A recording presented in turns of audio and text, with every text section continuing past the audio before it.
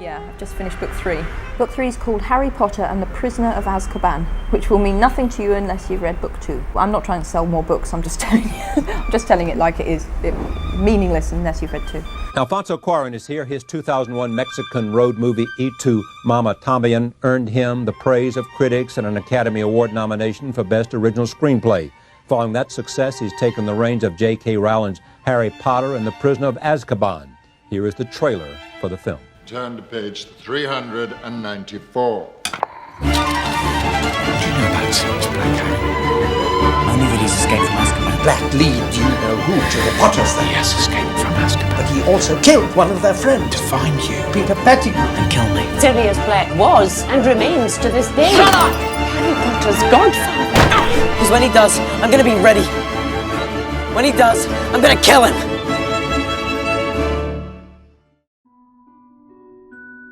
Was that something you had to grit your teeth to do, or did you say, no, I really want to make a Harry Potter movie? Well, what happened is that I'd written Children of Men then. So right after Y Tu Mamá También, I wanted to do Children of Men, but they didn't want to make it.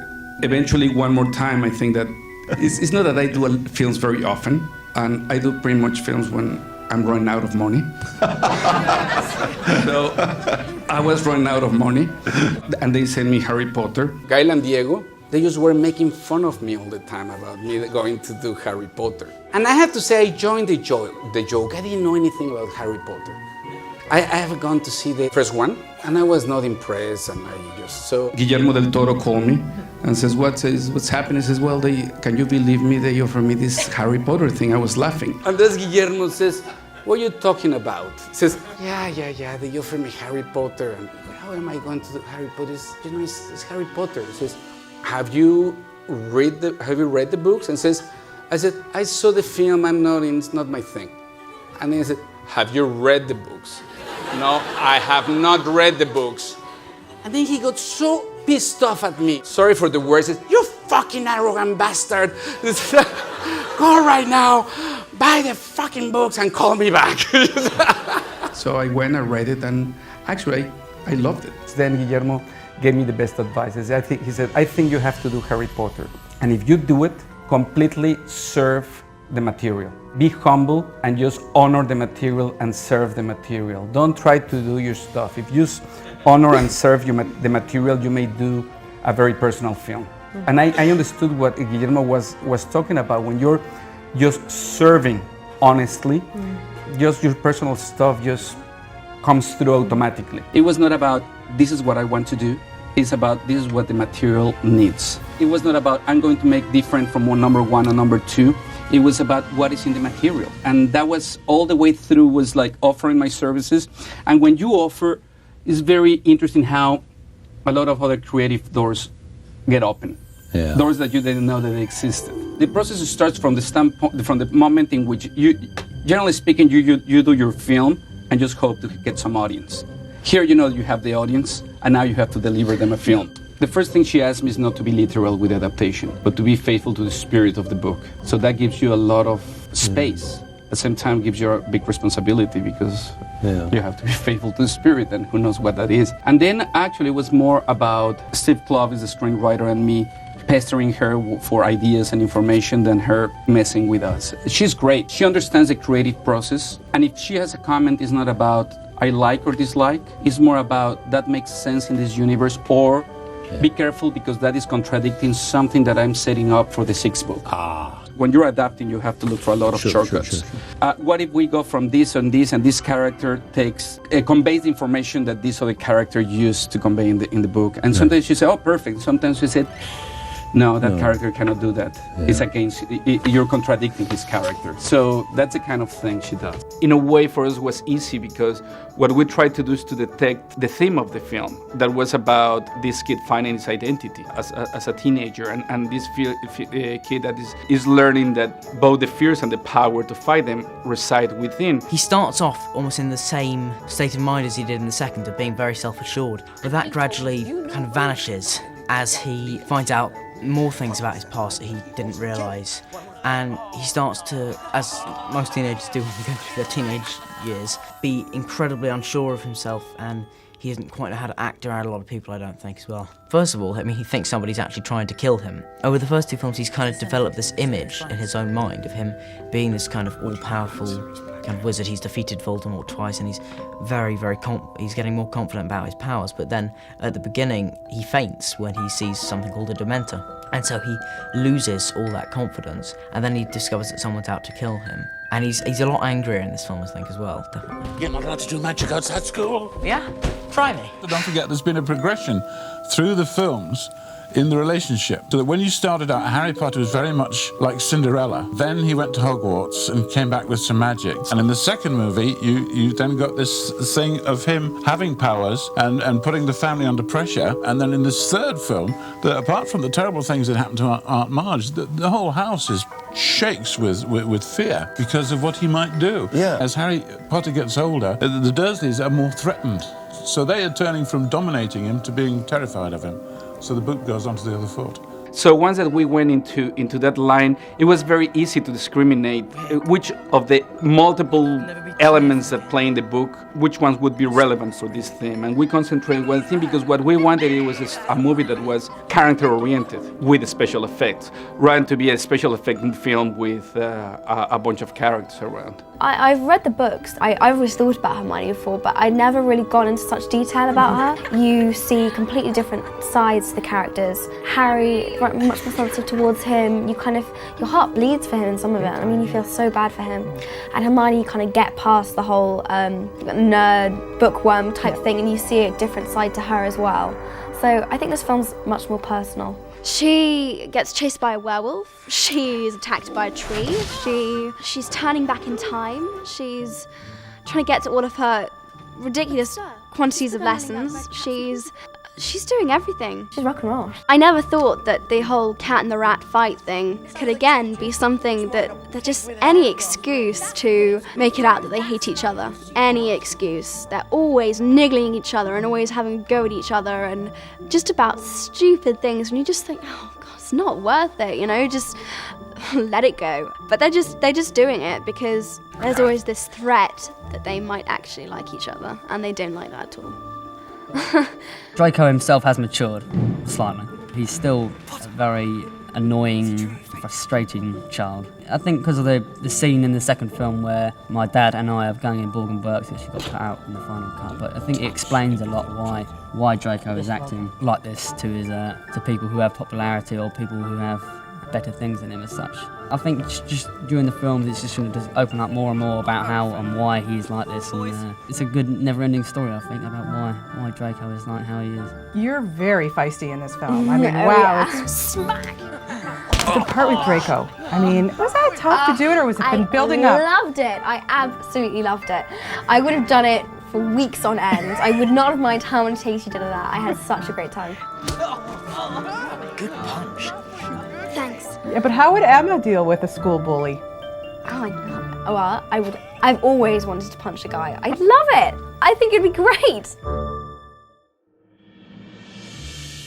In the third book, Harry finds out about the kind of group of 4 people who are Peter Pettigrew, played by Timothy Spall, then there was Sirius Black, Professor Lupin, and James Potter, who's my dad. And basically, Lupin has grown up and he fits into the story in the way that he is the next Defense Against the Dark Arts teacher at school. And it's about probably halfway through the film that Harry finds out that Lupin was really great friends with his dad and his mum. And so that's how he develops, and through Lupin, Harry finds out a lot of things about his parents, and Lupin's a very instrumental character in the film. Not only that, but also I think probably the key scenes, the key emotional scenes, which basically make up the heart of the film, seem to me to be between Harry and Lupin almost every time. So he's such an important character. I was thinking of him. And Mum. Seeing their faces. They were talking to me. Just talking. That's the memory I chose. I don't even know if it's real. But it's the best I have. I'd only read a bit of the first book, and I just knew about all the media furore of it, but I'd not read books 2 or 3, I just read a bit of it, and I'd seen the films. I'd read the first book. I got one up on Dave, you see. I'd finished the first book.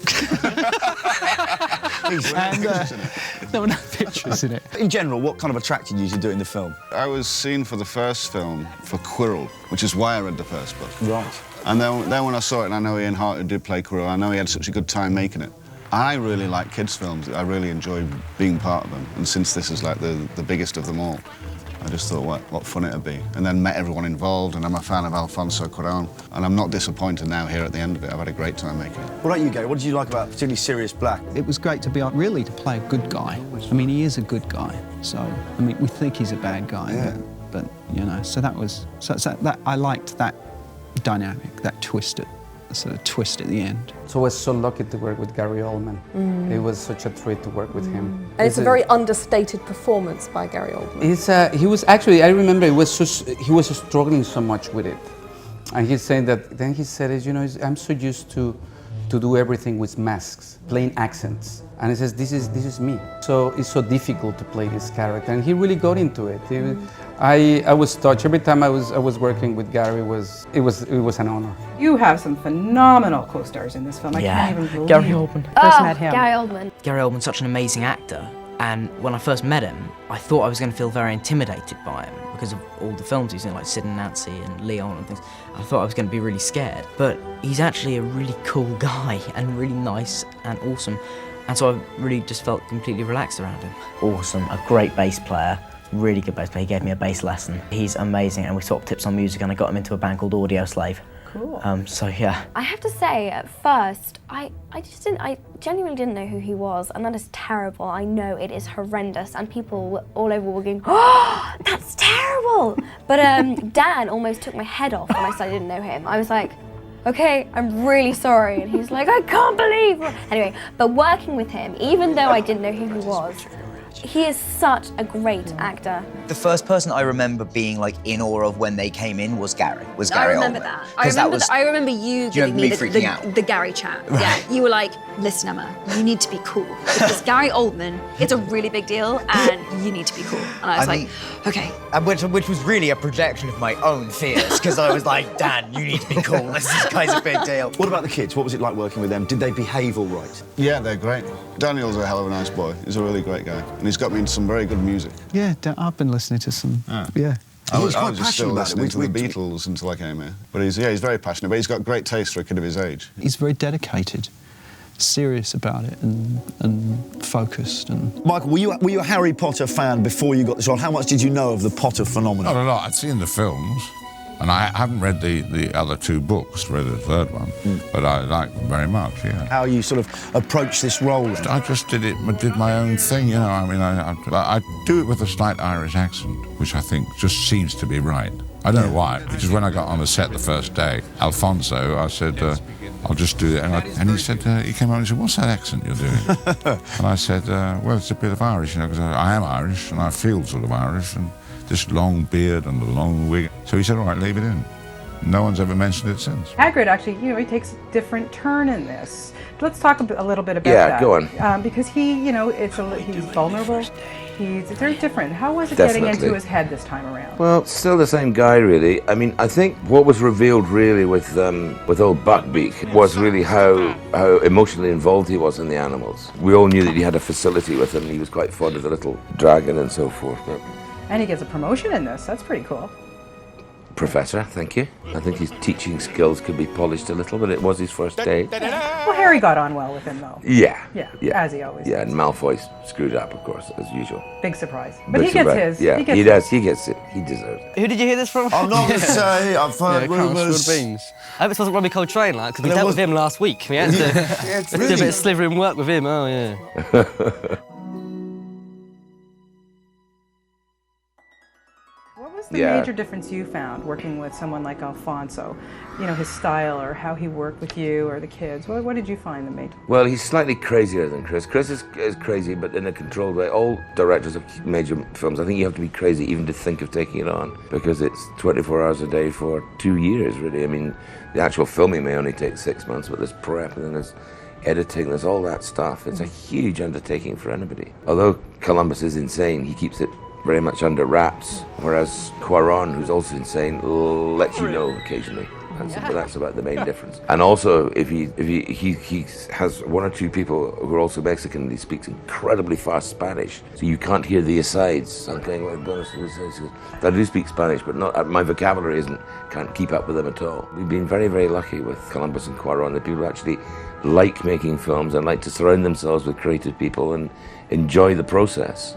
I was quite shocked they were going to bring a new director into it. I suppose I was very nervous about working with a new director. Because Chris had been doing like the first two. He basically taught me everything I know. And we'd really got used to him and really got on with him really well. So I was nervous about working with someone new, but also really excited to, see different styles, his techniques, his different interpretation towards Harry Potter. When we first met Alfonso, he was really sort of nice guy, really, really fun. It's been great. He's very cool guy. He came with a lot of new ideas for all of us actually. And what was interesting, because people, was it kind of daunting having a new director? And the reason it wasn't was because we were given so much rehearsal time with him prior to the actual start of filming that we really got to know him at that time. We just chat and talk about the characters and just kind of hang out really. I think we just got to know each other over 11 months and we just got to know each other better and better, and I think it was just kind of a bonding thing that happened over time, and it was great, and he made a fantastic film.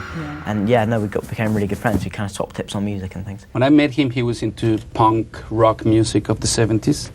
And I started telling him that he had old man's taste. Because because it's so old. Yeah. And I remember giving him the talking heads. He said, okay, you move to the 80s now. Yeah.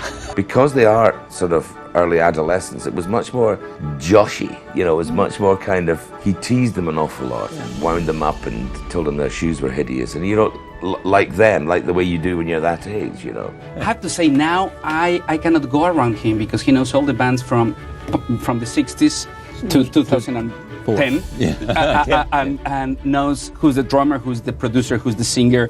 He has so much information. But same with music now, with cinema. He's just eating the world at this point. He's great. Very rational, very intellectual, as opposed to Emma Watson, who is completely intuitive. With Dan, you have the big political arguments. With Emma, you talk about life. He was very trusting. He wanted us to put a lot of ourselves and our thoughts into the character. So he told us, if there's anything wrong with the script that you've been given, if you don't feel that it's natural or that it works, then you just say and we can change it. It gave all of us a lot of freedom. Whenever I got stuck, I was always be going to him, how should I do it? Just tell me what to do. And he'd go, no, you've got to do it yourself. It's got to come from you. He just gave me a lot of space to think about Hermione and have fun with it, and that was really good. Emma is just such an effortless actor. She prepares a lot. When you're doing the scenes, it's as if everything is just flowing out of her. The truth of the matter is that they are great actors. My goodness, you guys must be like brothers and sisters. Yeah. No, it really is. They're like my brothers, basically. Me and Emma's just completely like my sister. We've got on really well because we see so much of each other. We get to know each other quite well. Rupert's just such a great friend. We're all really, really good friends. That was the coolest thing, and I was the lucky guy. I got these 3 kids that they've done already 2 Harry Potters. They knew by heart everything relating about their own characters and the universe around them. They knew all the technical aspects of doing a film with special effects. Plus, they were 13. So together to what we were talking about, it's very different to work with a kid when he's 11 than when he's 13. There is a bigger awareness of what they are doing when they are 13. Say, in 11 could be something fun and cool and let's make believe. These kids are 13 after working also. They've been very lucky to work with some of the best actors alive.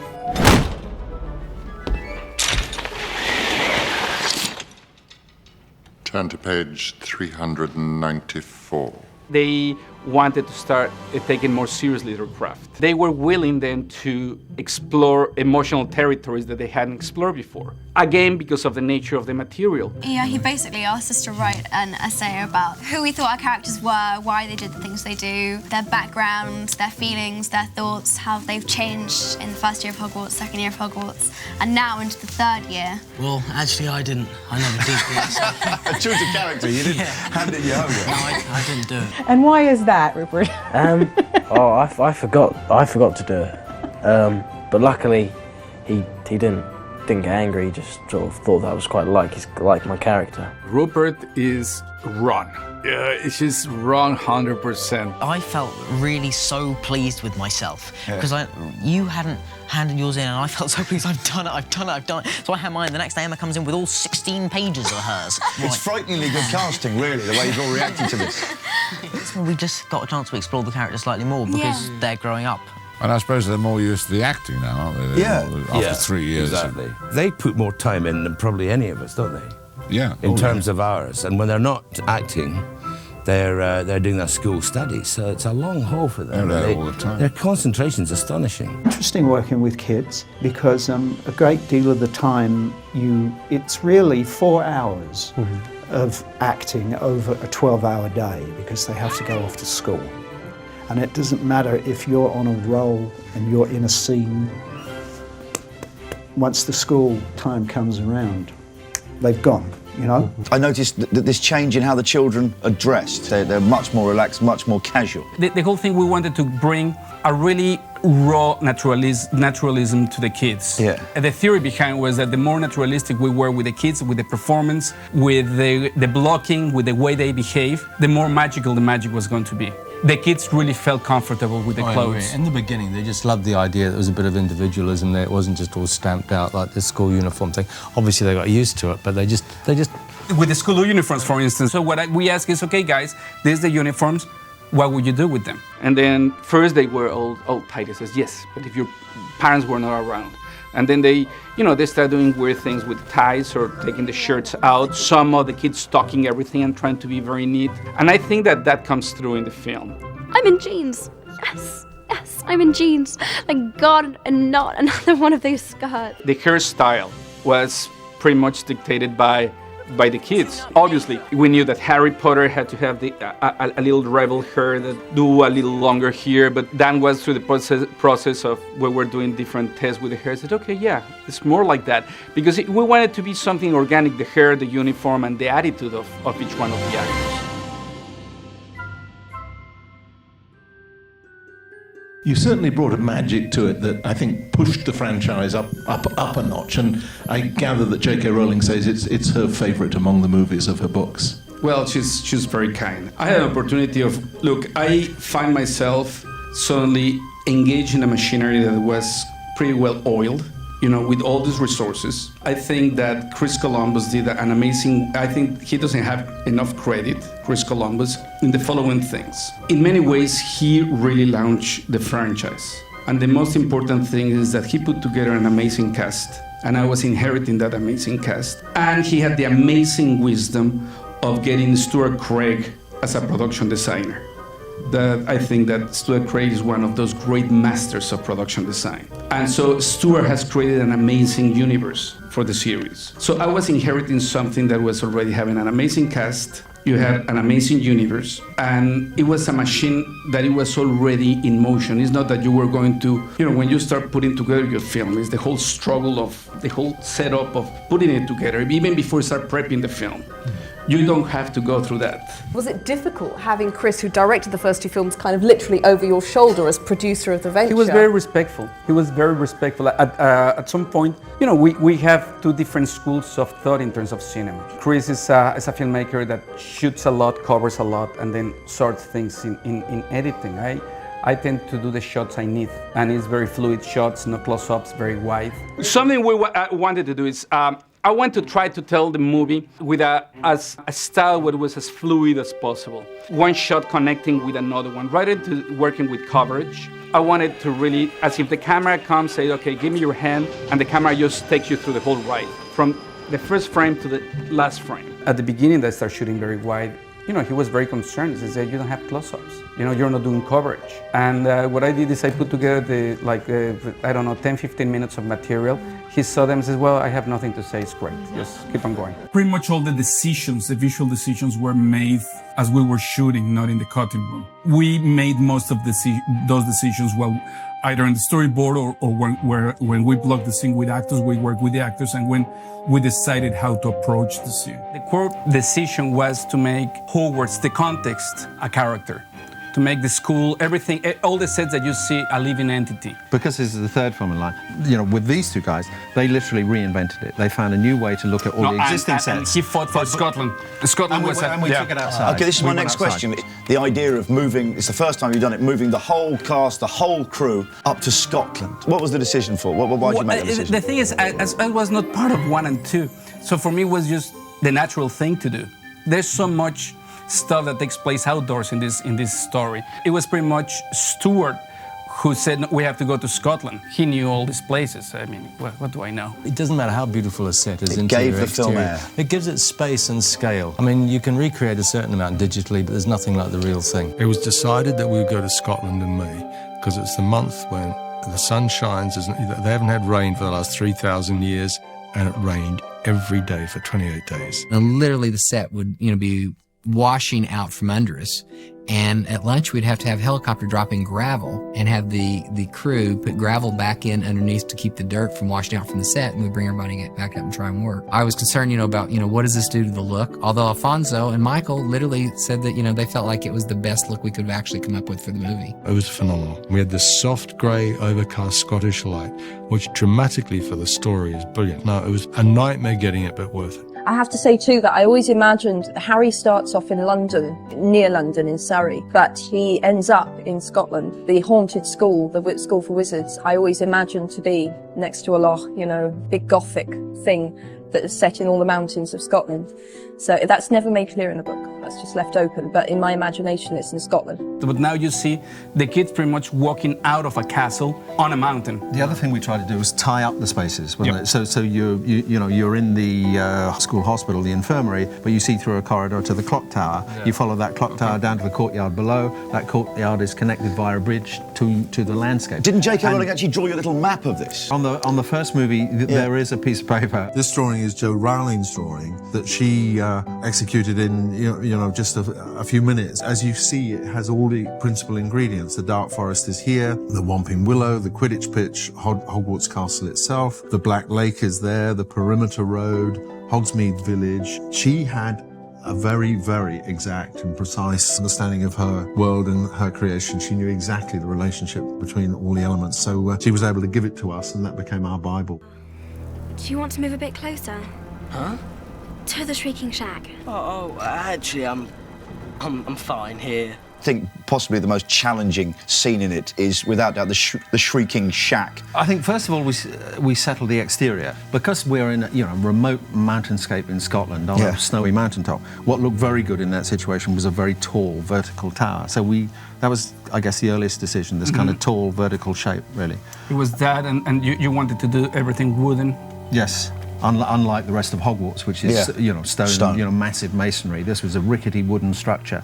And then I guess the next step from there, I don't know if it was you or me, but we decided that if it was in this incredibly exposed situation, wouldn't it be great if it moved? If it did move, I mean, big time, didn't it? It was a really, What did you see as the problems of this one? I mean, instantly you must have thought, the fact that we film on very wide-angle lenses with a lot of a lot of moving cameras, so physically, where do I put the lights to illuminate it? But it's a great challenge, brilliant but challenge. In the early stage, it was a conversation. The biggest conversation that these two guys have is about light sources. It's supposed to be a place without light, wasn't it? It's completely boarded up. There is no natural light source. There's no electricity in this kind of no candles. There's what nothing. The hell do you do? So what do you do? Our conversation was. Well, basically, it was very, very soft light, so it'll be quite sort of very moody, and with no apparent source because there are no windows. The only thing there is because it's such an old and decrepit building, because it's always moving all the time, Stuart made cracks between the boards. So it's almost as if the blinding light from the snow is coming through and just giving you a very soft light. It's also incredibly dusty. All of the Shrieking Shack stuff that we did with him I was just blown away. I almost forgot what I was saying. I was like, oh yeah, that's my line. All the stuff in the Shrieking Shack at the end, I feel like me, Rupert and Emma were just like watching tennis in that scene, just being like, this is acting, guys. This is what we all need to be working towards. There was Tim Spall, the one and only Alan Rickman, David Thewlis, you, Emma, Rupert. It's really nice of you to include me, Emma and Rupert, in that group. To watch you guys act, but also just watching you guys as people and just watching these like incredible actors who were just like, oh yeah, no, you're just people, and you'd have fun in between, and the whole process doesn't have to be painful. It can be intense, and you showed me the wonders of that sometimes as well, and that was really important. I have never done a scene with such an amazing cast in my life. It's a very long scene. It's a scene in which there are a lot of twists inside the scene, and it was so much fun. It's an intense scene in which a lot of things are at stake. No! I trusted you! And you can see Rupert and Emma and Dan that they are completely committed to the scene. I love it. I have such a great memory of it. Remus? Sirius? My old friend! I think Альфонсо Куарон directed himself into a corner. The thing that I loved about Альфонсо, that he felt that he didn't have to justify his position. He didn't have to stand there every time and say, I know it all. I've got it all planned. I know exactly what I'm doing at every given moment. And the great thing was we were like, I think 13 people in a room that was moving as well. It was on hydraulics. And we were in the scene, and he had some, Tim Spall, and he had the kids, and he had Alan Rickman, God bless him, David Thewlis. There were so many eye lines that by the end he didn't know if he was coming or going. and he just sort of he directed himself into a corner, and he said, hang on a minute, guys. So Ron's looking that way, and then she looks at him, but then they're looking at Sirius. But Sirius, so you're looking at him, so I've got to come over there, and then I've got to come back here, and I've got to, because of all this thing of crossing the line and the eye lines working out. It was, I loved him that day. You know what I mean? He's a really lovely man and a brilliant director, a real artist. He's the real McCoy, Альфонсо. But God, I loved him that day because he just scratched his head and just said, I don't know what I'm doing. It's nice to hear sometimes. You know, Scabbers, the rat, Ron's rat, he has a break every 15 minutes. Well, the rats have got a great union, I understand. Every time, eventually I've got, why we got stopped now? They say he needs a rest because he's got to have a rest every 15 minutes. I said to the AD, I said, who's his agent? I want to put that in my contract. So you would have to stop for the kids, you'd have to stop for the animals. It was an interesting process. Now you're the big prankster, but I No, I'm understand. not, no. Wait, but I understand. Yeah, this time that you were. Yeah, I was the pranked. victim this time. So what was the worst thing that happened to you? They put a fart machine in one of the sleeping bags in the Great Hall, and I was sitting there, and it was scene that takes place at night, and it's a really calm scene. We'd done probably about 8 takes, and we were just going for the 9th one. And then it was Michael Gambon had the actual thing that operates it, and it was kind of under Alan Rickman's instruction. He did it just at the end of the take, and everyone in the Great Hall sat up and turned to me. For in dreams, we enter a world that's entirely our own. You know, it's completely our own world. And we like to swim in the deepest waters and fly. And it was me and Devon Murray who plays Seamus there. And me and Devon kind of instantly blamed each other. Then we actually took it out of the sleeping bag, and we were like, that'll be what that was then, okay.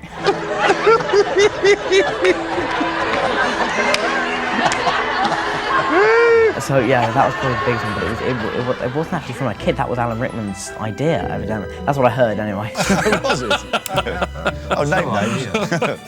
And through the take, the beautiful thing of that take is how amazing Dan tried to stay in character. Housekeeping.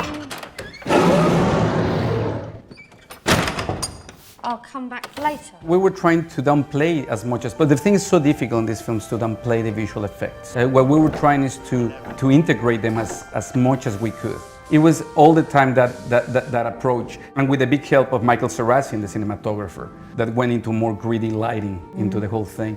When you're doing these universes, you cannot escape visual effects. But it's still so hard because there's just so much to think about. It's hard to act to a green screen. Does it sort of ruin your enjoyment or heighten your enjoyment of the book? I think for me it heightens it because it's like, oh my God, I'm actually going to get to do this, because you know there are kids all over the world dreaming of this stuff, and you're actually going to be able to do it. It's fantastic. I was talking with Terry Gilliam the other day, and he was talking about King Kong, the original King Kong, the first King Kong, and he says that the beauty of that is that that you don't see something completely well realized. So your imagination has to play a role in what you're seeing. And that's what we're trying to do with the night bus. The night bus was an opportunity because we were fully aware that once that you go into the hippogriff, you have to, in this context, you have to be more photorealist. In the night bus, we were thinking about how would they do it in the 50s.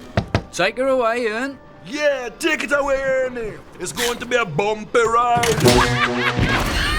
The night bus was particularly interesting for us to actually achieve a bus of such height. We cut a bus in half, lifted it, and then constructed the middle section. It was found that a normal London bus was going to be too slow for the sequence. So we obviously had to make a bus that could produce probably twice the speed. The other thing is that every move that we made, it was like a circus moving, because there was this whole entourage driving all around London. Every time it goes around a corner and it rocks one way and then it rocks back the other, they wanted everything in the bus to be rocking, including the actors inside. 3, 2, 1, go. We built an interior that was mounted on top of a hydraulically controlled motion base. This allows us to move the bus from side to side under controlled conditions. It just allows the unit to shoot inside and get the shots that you wouldn't be able to get out in the streets. Little old lady at 12 o'clock.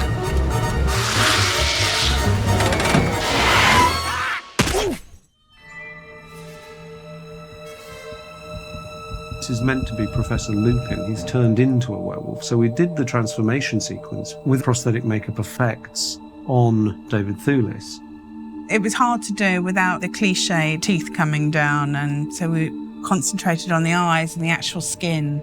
Alfonso wanted him with 2 big scars down his face so that could follow on to the werewolf, so you could get the connection between the two of them. I've never actually done anything with that scale of prosthetics before. To watch yourself transform over the space of 6 hours is just remarkably fascinating, and watch yourself become unrecognisable was exciting. Action. Nails. You go as far as you can using the actor because you want the performance. But there's a point where you're going to kill your actor. So obviously you then mutate away from the human and go into the virtual. When we actually talked about the transformations, we had to consider how Lupin was going to transform into the werewolf. Most of it was achieved inside the computer with his head turning into the werewolf. That in itself is just exciting, just because of the energy of the creature just kind of transforming through. What was the most challenging? What was the most difficult for you to get into his head this time? When Harry faints after seeing the Dementor for the first time and having to act, having just heard your mother's dying scream. Because I've never experienced anything like that, thank God, touch wood. So I kind of had to somehow find out how to do that, and hopefully I did it okay. Therefore, I must warn each and every one of you to give them no reason to harm you. It is not in the nature of a Dementor to be forgiving. Nightmare when I was in my teens, in which I saw hooded gliding figures. And they could almost be figments of your imagination, of a sort of a tortured imagination, as indeed they are. But do you know what I mean? They could be figments of a mentally ill mind. That was a whole thing that I was exploring in the book. Harry is particularly vulnerable to them, but he's got a much worse past. So he would be, it's not weakness, it's just the fact that he's faced me. I think Alfonso came up with an amazing design for the Dementors because they truly are unlike anything you've ever seen, but they are a close cousin to maybe what we've all sort of perceived as death over the years, and that's very, very frightening. So we wanted to do something that was abstract and metaphysical.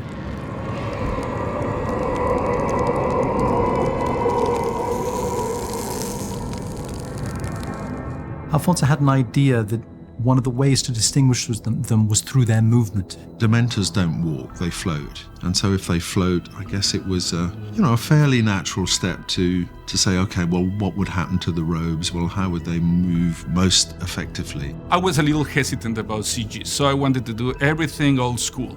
I wanted to do mirror tricks and I wanted to do puppets. We just did the basics of some flying puppets with wind and what effect that had. And it just wasn't working at all. It wasn't anything like Alfonso was thinking. Alfonso had this idea of putting this thing in the water and seeing how it moved. There's a great puppeteer in San Francisco called Basil Twist, So he came here to London. What he does is he does puppeteer underwater, and we shot a couple of tests with the mentor floating, slow motion, and running the camera backwards. And it was really beautiful. The only problem was not practical. We would never be able to do all of that animation within something like a tank. For what we wanted to achieve, it was just way too difficult to do.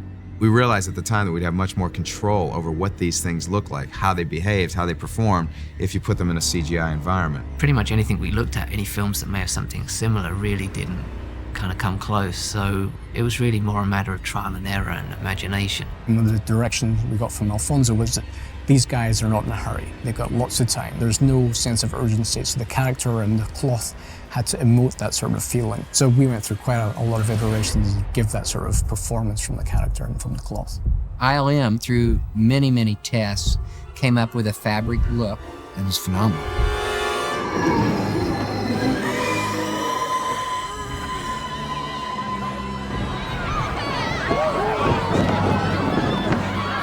Arresto momentum! Isn't he beautiful? Say hello to Buckbeak. Hagrid, exactly what is that? That run is a hippogriff. A hippogriff, as described in the book, is a combination of several creatures. When you send off your artist to go and do conceptual designs, Alfonso gave them a guideline of what he was looking for, plus they had the description from the book. That was actually a very interesting process to see how the conceptual artists work. I thought it was easier. And then I started going to the office of the designers, and I would see all these skeletons. They had skeletons of birds and skeletons of horses, and they were having meetings with physiologists and veterinarians, and says, what is that for? He says, well, I mean, if it was just a picture you draw, you can do whatever you want. The problem is that this is going to be a 3D character that is going to be moving. So we have to start from the bones. We did motion tests. One of the first things we did was we went to the computer and said, okay, if it's a horse back end and a bird front legs, how does it move and how does it run and how does it fly? I think it was very clear from the beginning that Alfonso had a very definite vision about how he wanted Buckbeak to be as a character, and our challenge was to interpret that. So we do a lot of tests before we actually start really working on the movie about what kind of animal is it? You know, is he excitable? Is he sad? Is he, you know, how do you show that in a shot? I remember the very early animations, and it was like a puppy, just jumping, you know, very light and puppy and playful. He says, no, I mean, this is like a baby. Buckbeak is a grown-up, and also is sloppy. I think he was once described as a sloppy teenager, and so we kind of did a lot of development in the early days to try and combine those characteristics. It was pretty tricky. The amazing thing is it was really a long process of defining. Pretty much it was the same shot that we'll redo over and over, each time with a little different character. And there was a point in which they nailed it. Ready and action. Every hippogriff scene was storyboarded because the cost of each shot is not inconsiderable. Once the previs was finalized, then we shot those scenes. When Dan has to interact with the hippogriff, we actually have props that can give him something to interact with. So for that scene, we actually had a beak on a stick that he could touch and caress that we would then replace with the CG hippogriff. The complication of the flight was how to get Harry to interact and look like he was really riding the creature. And the way we went about that was we developed a motion rig that he would ride, which would actually have the animation driving it, so that his actions would also match the actions of the animation. And then we have the moments where he's flying over the castle, which is this huge scale model that was built and photographed at a studio. So there's all these different pieces, and part of our job is obviously to put them together in a way that makes it all believable. Then it started becoming like an automatic thing. It was about suggesting fun stuff that he could be doing. This particular Buckbeak is our number 3 Buckbeak, and he was designed to be in the backgrounds of shots where he's the reference for all the CG work, because of course, if it's a CG creature, it's not there, and the kids have nothing to perform against, and if you can put something like this there, then the kids know exactly what they're dealing with and can react to it. That's the thing. He was difficult because every material we used, we had to be sure could be matched by the CG guys. The manufacturing period was 4.5 months of solid work. The hippogriff skin is a tailored lycra, but over that is a feather skin. Each feather has been individually artworked by a team of people over months. And of course, everything we build is a prototype. So we don't know when we start exactly how we're going to build it. We have to try mocking things up, see how it works, hoping we reach the end of the road before it's time to shoot it. If a creature has to perform on location, you've got to figure out how you get him there, how he's going to behave within that environment. It's a nightmare because it's not something you can service. You can't run off to the nearest shop and buy a new part. It's incredibly labor-intensive, incredibly specialised work to make it move correctly. Buckbeat was a phenomenal piece of design. I mean, how the hell those guys do it? I mean, it's got like 5,000 electric motors in it making it do. I mean, at times you'd look at it and it'd be moving its head and blinking. You think just any moment's going to stand up and fly off.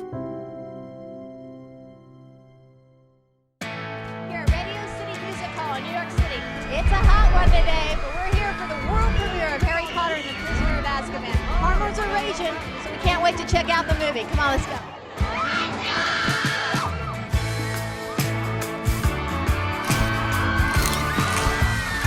It is insane. I cannot believe the amount of people. Crazy. There's a lot of people here. What's the coolest part about being 13? You get taller. Probably that, because I've been short for so long and now I'm growing, which is great. Because I'm still really short for my year. I don't care. I'm growing, damn it. I like to fly. That'd be worth it. Turn invisible. Invisibility. I'll do it right now and off I go. No, I'm joking. And how are the fans? Are they different around the world? Do you find different? They are kind of different, yeah. I think the main difference is how reserved people are about coming up and asking for autograph. I think the most reserved probably the Japanese, and then probably which is great. They're such a polite race. It's amazing. It's fantastic. And then the kind of least reserved is probably England and America, probably. Both of them, yeah. Is this experience, now it doesn't faze you anymore, or it's still overwhelming? Is it still overwhelming? Yes, it is overwhelming. It is, yeah. I mean, getting out the car at Radio City the other day, and these screams going up, I thought George Clooney must have leapt out the trunk, you know? It's just been fantastic response, and everybody loved it yesterday. The kids just... It's really nice. It's really nice to see. Yeah, this bit is the interviews and the premiere thing. Like, yeah, that's really, really weird, yeah. It still kind of freaks you out? This is the third one now? Definitely, yeah, it is. It's pretty scary, yeah, but it's amazing how big it really is, because when you see it in the premiere, there's so many people there. Yeah, it's really weird, and get used to it as well. It's really sort of strange. It's still completely overwhelming, and I kind of see every film as a new film, a different film. I kind of see them really separately as well. So every time it's a new experience, new script, different actors. It's changing all the time, and it's great. What are the things you'd like to be able to do that you can do in Harry Potter that you can't do in the real world? I think I'd probably like to have the invisibility cloak, because then I could just sneak into so many rock concerts. It'd be great. Was it easy, difficult? It was seamless. It was such an easy experience. It was 2 sweeter years in my life. It was very sweet, but it was very long. I was never stressed. I was exhausted. I don't like cars, but if you like cars and driving, they gave you this amazing car to drive.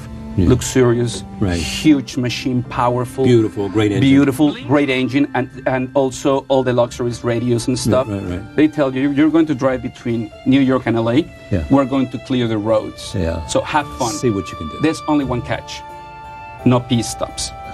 Okay, so it's so much fun the first 100 miles. Yeah. And then you want to pee. Yeah.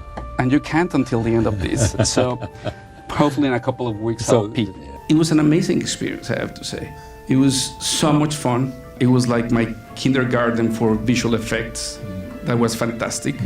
But also what I like of the Harry Potter thing is that there's really a relationship to issues. And that's from when I started working with Steve Klopp. It says, yes, okay, this is the fantasy world, but I'm more interested about this transition between childhood into teenage years. I have just done a film that was the transition between teenage years into adulthood. And said, this is interesting because it's 13, you know, that's that transition from childhood into the teenage years. So I was very interested about the themes in the film. I really believe that the only reason a filmmaker does a film is not for the end result, but for what you learn for the next film. Yeah, exactly. Yeah. So it's all building. It's just building up. I have a very eclectic taste. I like from popcorn movies to Sukhorov and very obscure European films. So I'm trying to find my voice there.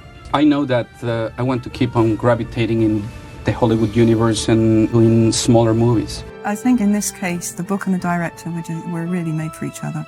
There's a unity about the film, there's a consistency about its tone and its feeling that's very, very enjoyable for me. And that's not a very easy thing for the author of the original material. And I'm completely happy, and what more can I say? My highest ambition would be that long after everyone's forgotten that I was a single mother and that I was poor and that I wrote in cafes, people are still reading about Harry Potter. That's my highest ambition. I'm unashamed in wanting as many people as possible to read the books. I always wanted Harry to be wildly famous, because that to me was a mark that loads of people had enjoyed the book. But you know, happiness can be found even in the darkest of times, if one only remembers to turn on the light.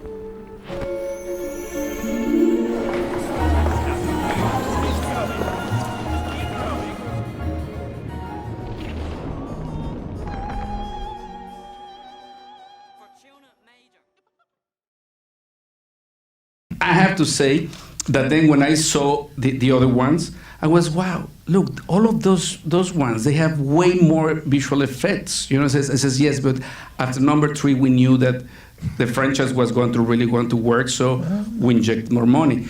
So what I had to say is that my Harry Potter is the one that would cost the least. Because they didn't know if there was going to be a franchise that was going to keep on going. But it's also the one that has earned the least. Seriously? Yeah, I should not say those things. That's astonishing. I mean, the least means like almost $1 billion. You know? Embarrassing. Yes. Yeah.